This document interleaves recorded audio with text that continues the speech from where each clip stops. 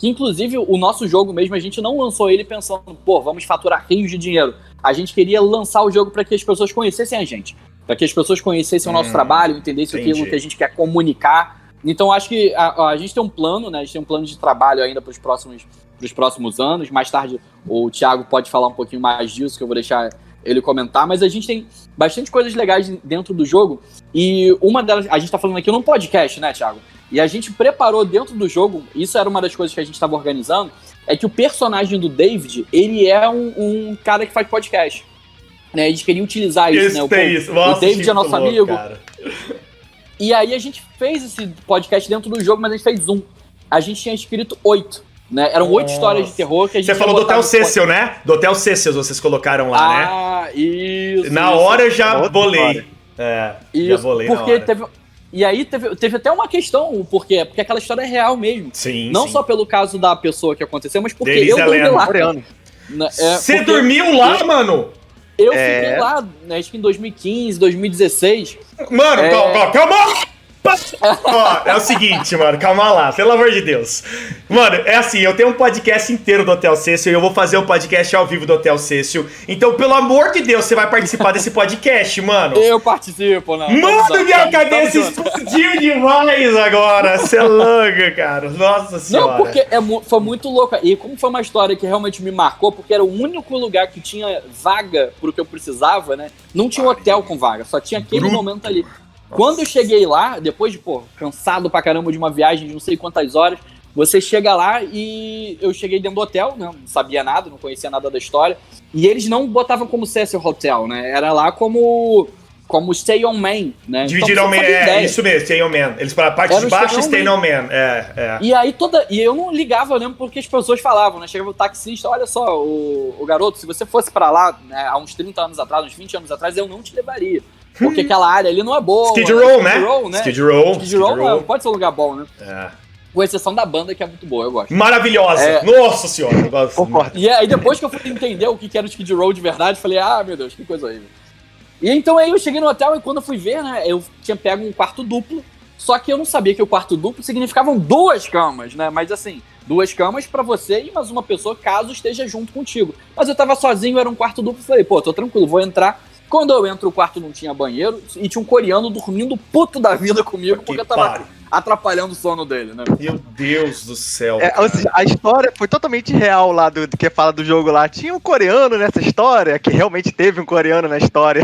Não, cara, mano, eu estou... Não, mas pra mim essa é a melhor parte do podcast de hoje. Não, desculpa, galera, porque assim, cara, mano...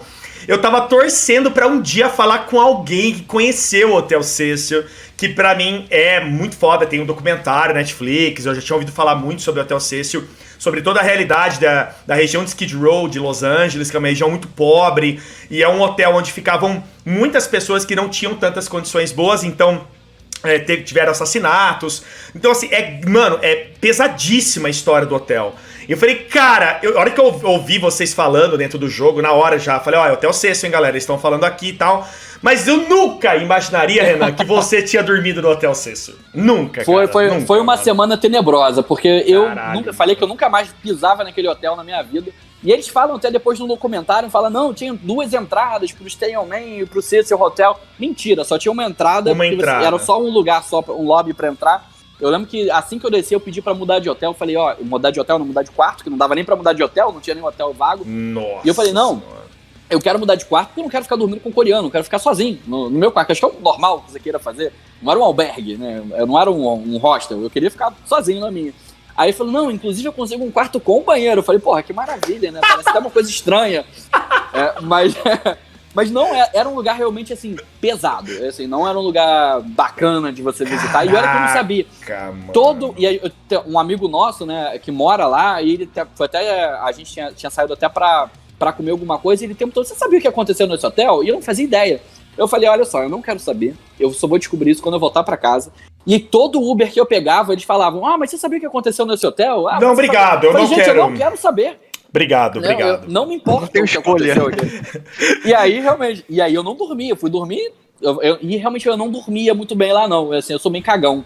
Né? Eu falei, tem um negócio estranho nesse lugar. Os barulhos. Só que eu não sabia que era porque tinha tido um monte de suicídio, ou serial killer que morava lá.